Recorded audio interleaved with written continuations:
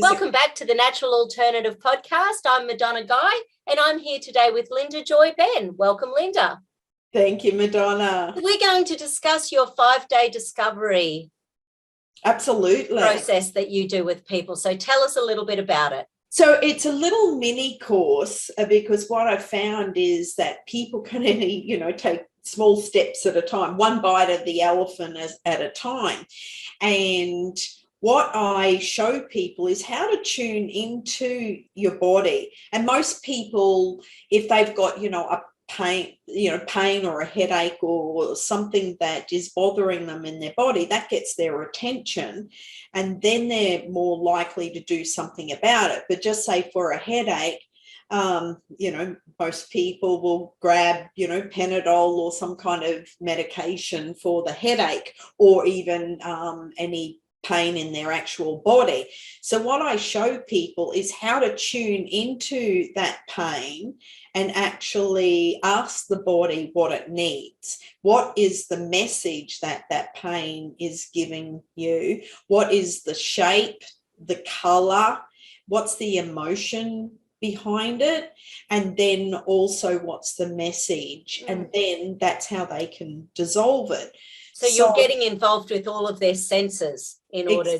Exactly, because I've always worked with the physical, emotional, mental, energetic, and spiritual. And how I would describe it is, we've got many layers around our body, and so the 7th layer is like the spiritual layer.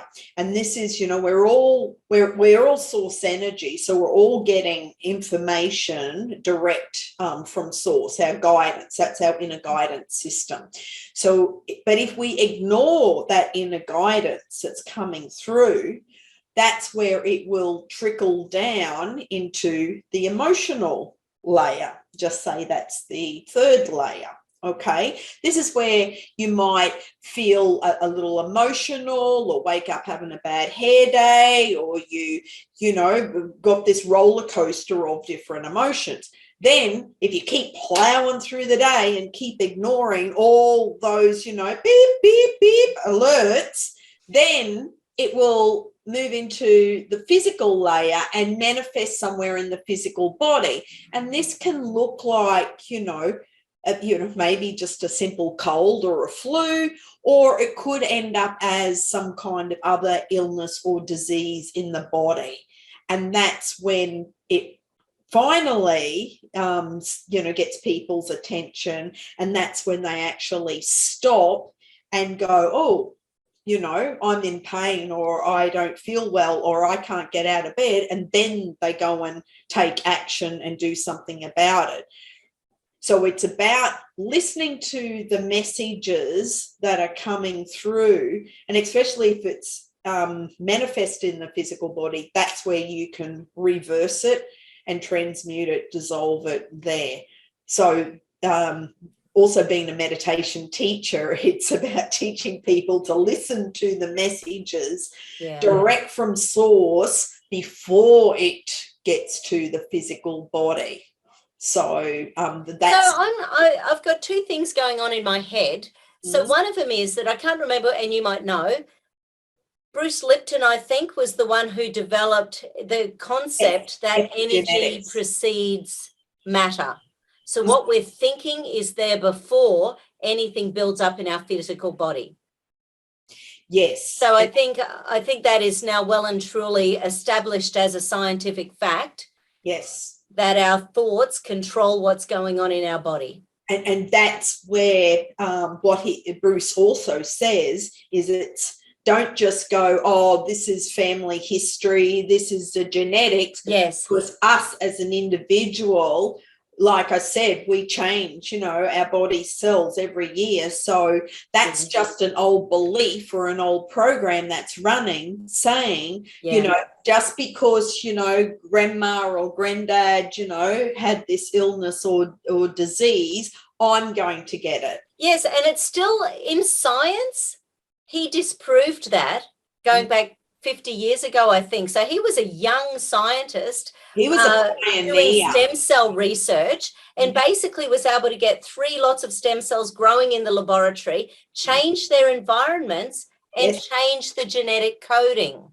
Yes. So way back in the 60s, when everyone in the science industry was saying it's genetic, strokes, heart attack, obesity, cancer, he was saying, that's not what this is showing. I can do exactly this thing over and over and over again. Yeah. And so I love Bruce Lipton. Oh, He's just a dynamo. Yes. There's the three amigos, Bruce Lipton, Dr. Joe, and Joe Dispenza. Dr. Joe Dispenza. Yeah. And the other one, spiky hair. He always has his hair, it'll come to me later. But yeah, the three of them are amazing. And they actually, they do, different teachings and seminars together as well. Just teaching people, know. And what is the transformation you see over that 5 days of your students, of your clients? I show them how to tune into their body, and then day 3 is a visualization, and getting them to place their goal on their timeline, and I take them through, how to create the outcome really specifically, and then we take that and put it out on their timeline for the future. And then day 4 is about rewriting their story. So and this rewriting your story also incorporates changing the words that you currently use to what you choose to have in your life. So speak as if you already have that outcome or that result, and put your energy. So every word, everything that we think and speak, and the words that we choose has an energy vibration. So we're putting that out. So changing the story that you tell yourself, or tell others. Yes. And also the stories that you hear that you're repeating to others as well, because every time you talk about it, you're giving it power and you're giving it energy. And then day 5 is about creating a new daily habit for 33 days. So that's the formula that that's exciting. And so there's action steps on each day, and then I keep people accountable, and then for the 33 days. Because you're a coach as well. Exactly. Yes. Exactly. Yes, that's one of the things. So I've just got a new title since last Friday, is a spiritual mentor. Oh, nice. Yeah. So it was a transformation catalyst prior to that, though people didn't quite understand that. And, over the last, over 30 years, because I had cancer back in 1990, and that's when I first met my spiritual teacher. And he's the one that helped me to understand my purpose, why I was here, and also why I created the cancer and the roles that my family were playing. So that was really key. And he recommended 2 books for me back then. I was 21, and he said... Can I ask what sort of cancer? It was cervical. Right, yes. So, but again, I knew it. And once again, any young people will probably go, well, that's HPV. There wasn't a HPV vaccine in those days, so, you wouldn't have got it. But the study actually doesn't show that it works very well. So people and they've gone from doing tests every 2 years to every 5 years, and there's all sorts of infertility issues with it. And it's very interesting, the indoctrination of this current generation with what they believe about cervical cancer. Well, I knew mine was more emotional. Yeah. And, I knew that I needed to leave Australia, because it was just all the suppressed emotions, just pushing it down, so much sadness and hurt, and just feeling completely destroyed as a soul, and wondering why I was ostracized. Yeah. So I met Dale in San Jose, California, and I went and had a reading with him, and he could pick up, and he became my spiritual mentor back then. And so I would go and see him every single week, and he was absolutely amazing. And so, yeah, that's the reason I'm still here today, because he said if I kept going down that road, I'd be gone. Yeah. He could see that really clearly. And absolutely. so, yeah, the two books that he recommended was all about your inner child. So Healing the Child Within, and then Homecoming by Bradshaw. And so they were my two go-to books. And then from there, that's what put me on this whole study and just discovering of, you know, more and more about the mind-body connection. Do you do inner child work with people? Yes.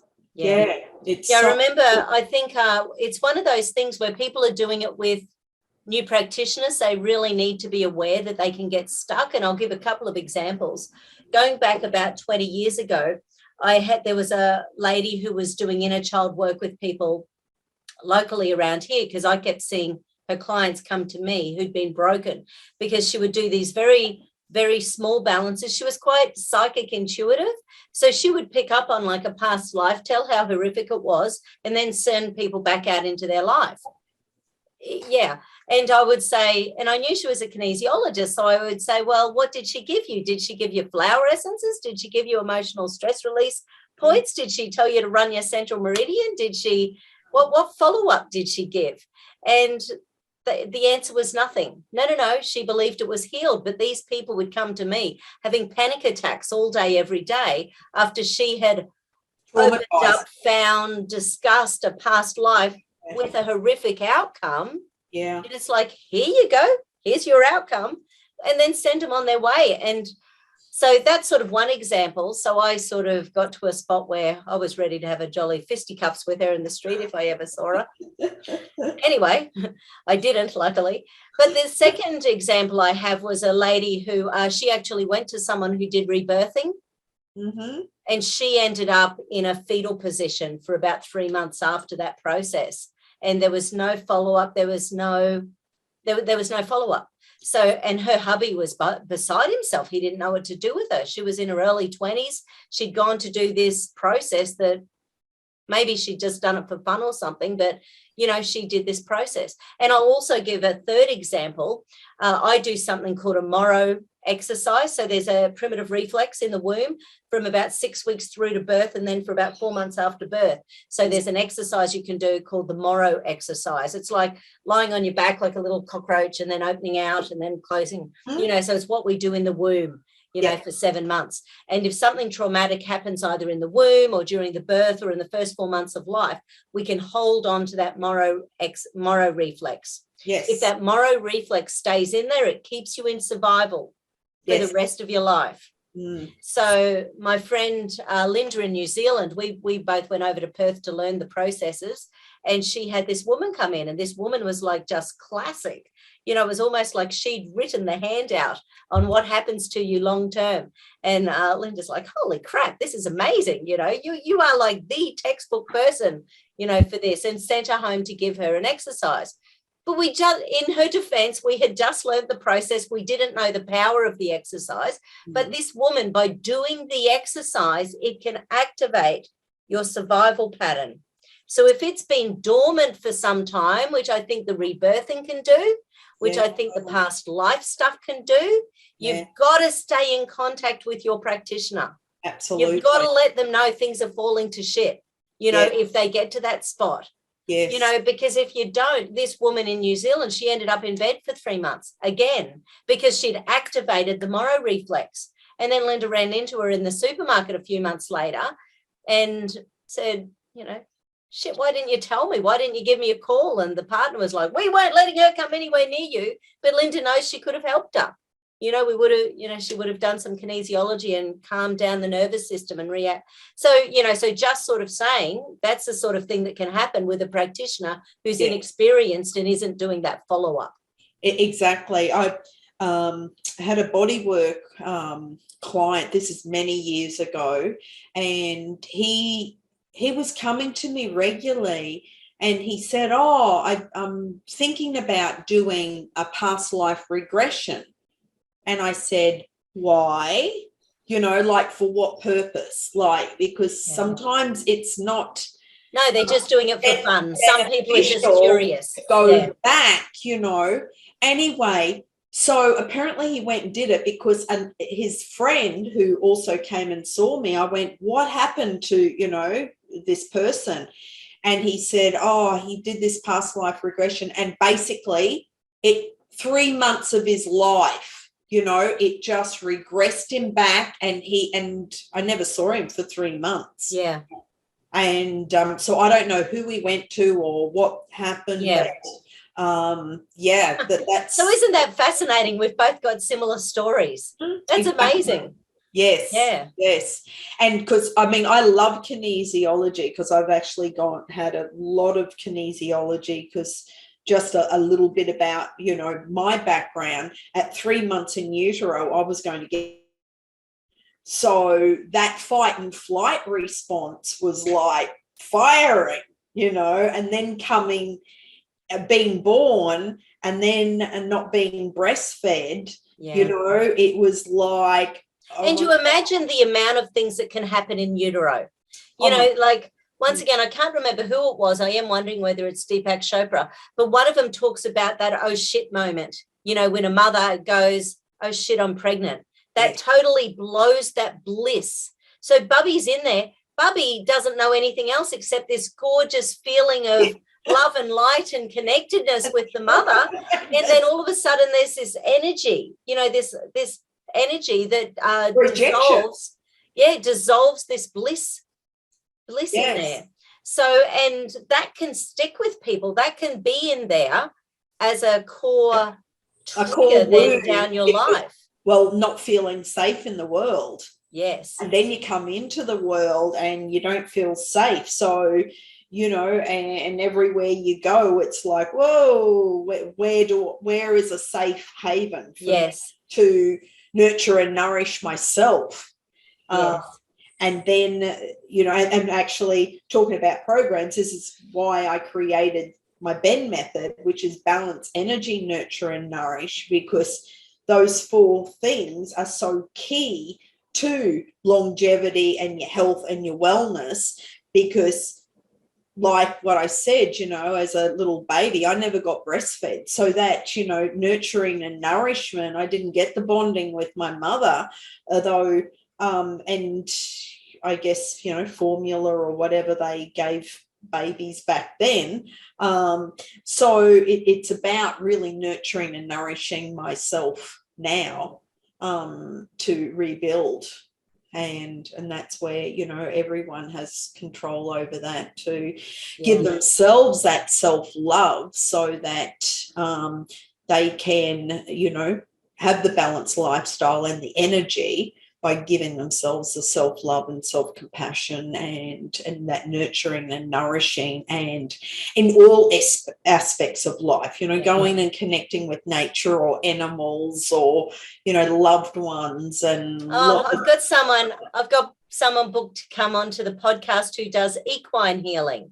So I just assumed that was working on, I had no idea. Horses. I assumed it was working on horses, but she said it's people with DV and spiritual issues and stress issues, and they're going to the horses, and the horses act out what's going on in their lives. Yes. So the horses will butt heads or have fights, or they will just lie down on the ground, or they're like feeling the people's energy. It was amazing. So anyway, I'll be interviewing her on the. Oh, fantastic. Yeah. Yeah. They're using more and more horses for therapy now. Though there's, domestic animals, dogs and cats that really pick up on the emotional state of their owner. Yes. And I know that, I had a little dachshund, and she was so highly evolved as a little soul. And she worked with all my clients. Yeah. So she picked up on everyone who came.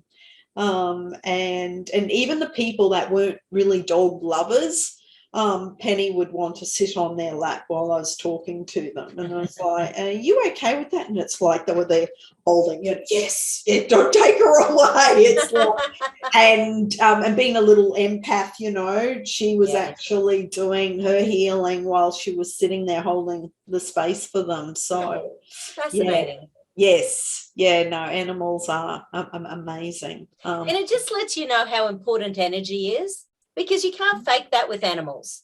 No.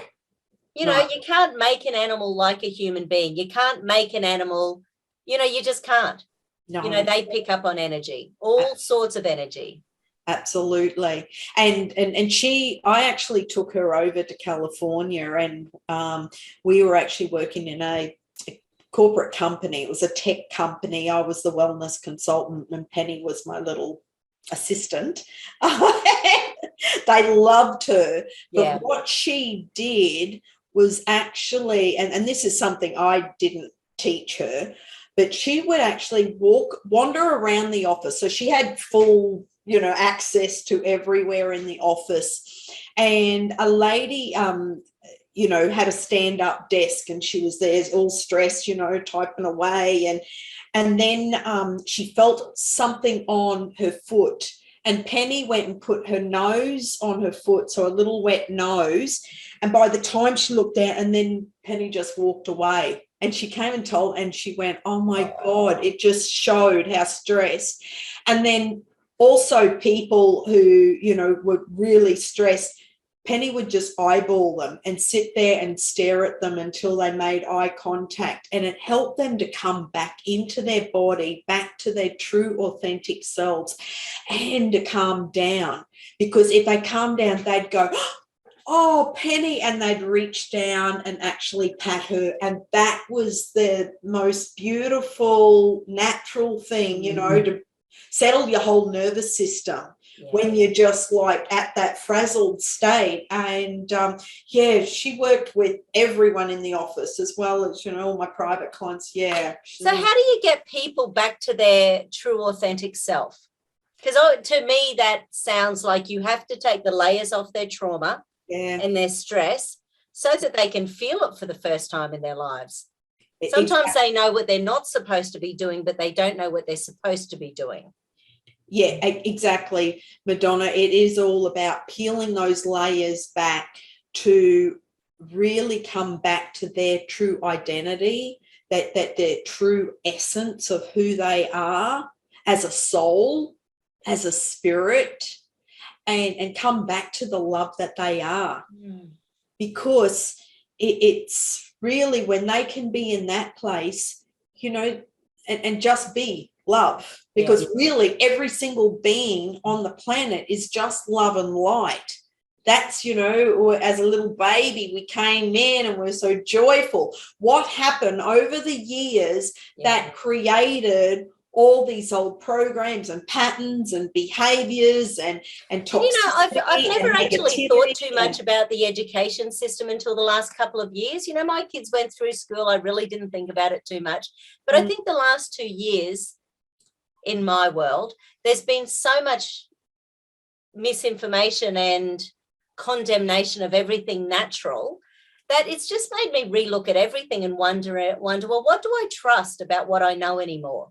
What do I trust about what I've believed my whole life about, you know, education and religion and spirituality and the air and the sunshine? And, you know, now I'm wondering so much, what of it is misinformation from the other side, you know, making us be terrified of things that are natural and good in our world. You know, like so often, like, for example, the old sunscreen. Most sunscreens have got titanium dioxide in. Titanium dioxide is a known skin cancer. So what causes the skin cancer? The sunshine or the sunscreen? The sunscreen. You know, we drink water. It's got chloride and fluorine in it. That destroys our gut microbiome. Our microbiome controls so many systems of our body. It has links to every immune function in the system. We have 40 times more cells in our body that are bugs than we have human cells in our body.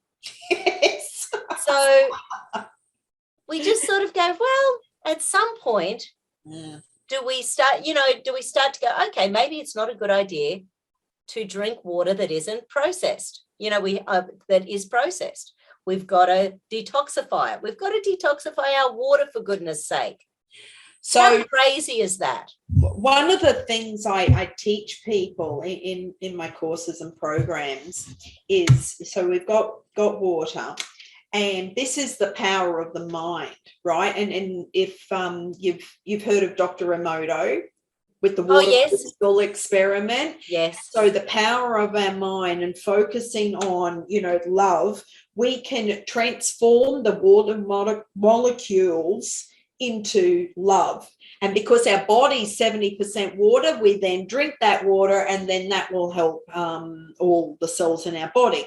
The same with food. If you've got a plate of food, is bless the food before you eat it. And this is where one of the things I loved when I was on, all these silent retreats that I've been, is no one's talking. And so you go and get your meal and you sit down and you bless the food, and you just eat so slowly, and you're just staring out into the mountains and the beautiful nature, and and that's how you would eat breakfast, lunch and dinner, and that was so nurturing for your body, because in everyday life, how many of us, shovel in food or stand up, eat on the run, or eat in the car, or eat out at the computer, and we're not even really enjoying the food or tasting the food. We're just filling a hole. So our little cells in our body are just going, yeah, thanks, and collapsing. So, but this is the power of the mind. We can actually transmute anything, in the external world. And so my granddad was 95 when he passed, and I saw him a couple of months before he passed.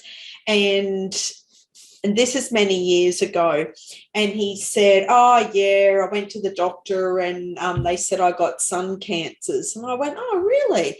And he said, yes, but I just told them to go away. And I went, yeah, good on you, Granddad. Like, nice one. Because it's like that was the same wavelength as me, whereas, the rest of the family would have gone, oh, no, go and get it cut out. You do this, do that. Like, yeah, so it was like, that's the power of the mind. If you've got anything going on in the body, it's like we can heal it, and focus all your energy and your light and transmute it and transform it.